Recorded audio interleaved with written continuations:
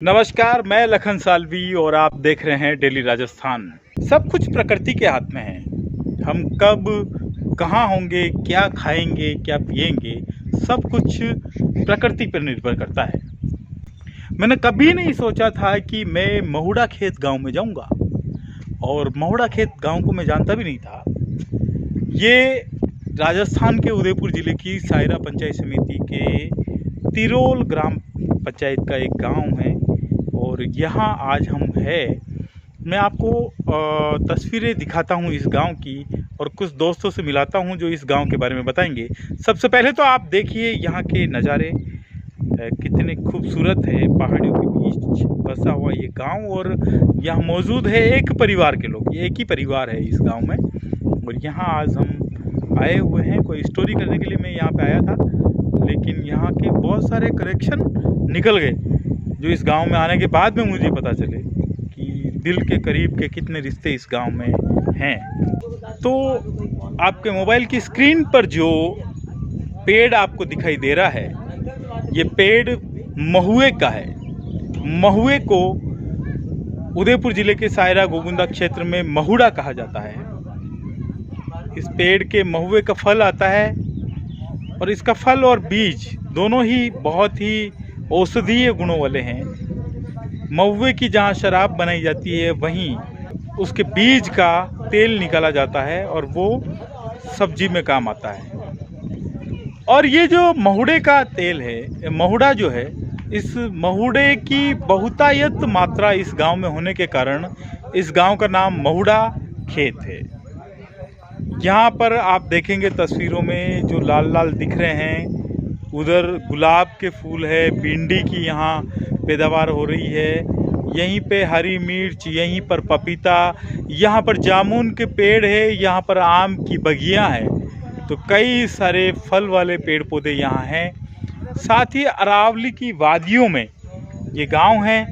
ये आप देख रहे हैं कि गांव है, तो गांव में निश्चित तौर पे पशु है, ये बैल है, यहाँ पर पक्षी है, वो आप सामने देख सकते हैं।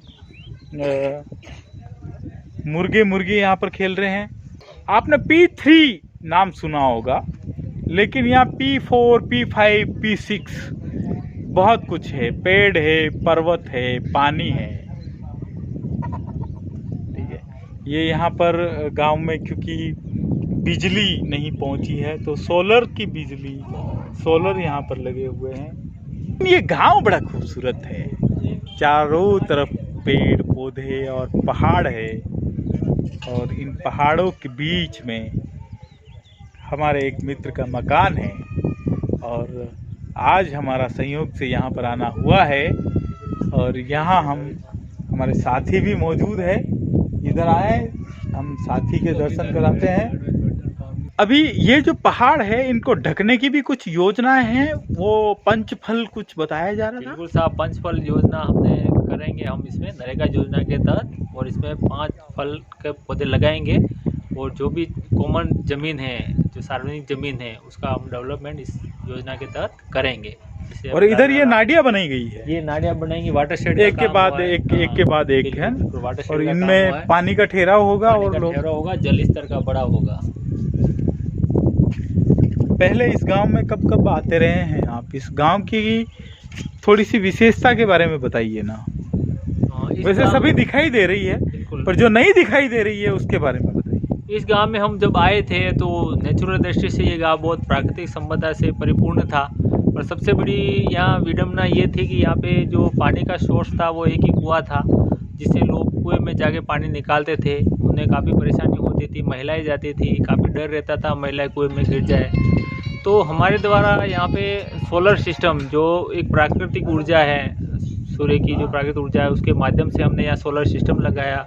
उसके द्वारा यहाँ पे पानी का सोर्स हमने स्थापित किया। उसके बाद यहाँ पे सब्जी वगैरह उत्पादन करने लगे। तो आज यहाँ पे जो है प्राकृतिक रूप से जो वेजिटेबल है, वो भी यहाँ पे खेत हरे भरे गर्मी में भी लहराने लगते हैं। यहाँ पे उनको सब्जियाँ मिलती है।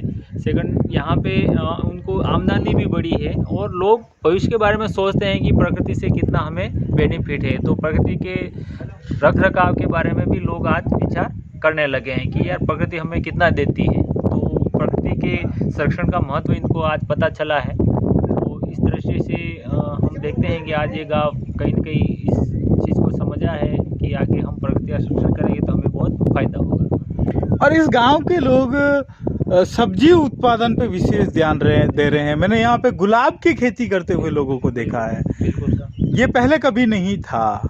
बिल्कुल सर, ये एक चीज़ है कि गुलाब की खेती इस तरह से हमने ये प्लान किया है कि गुलाब की जो खेती है, एक बार प्लांट लगा देते हैं तो वो 3-4 साल 5 साल तक उनको रेगुलर इनकम देता रहता है।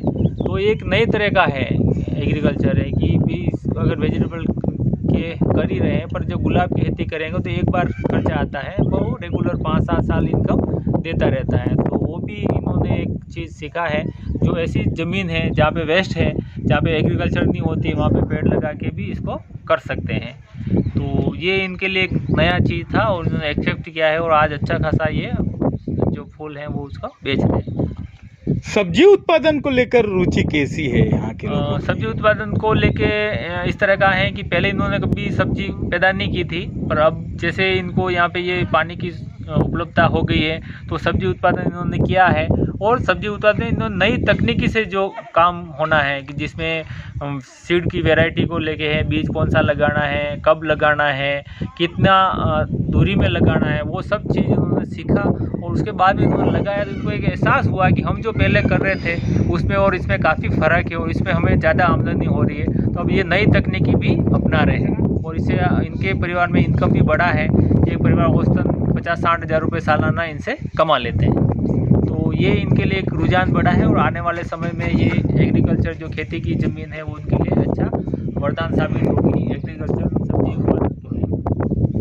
धन्यवाद डीआर सर।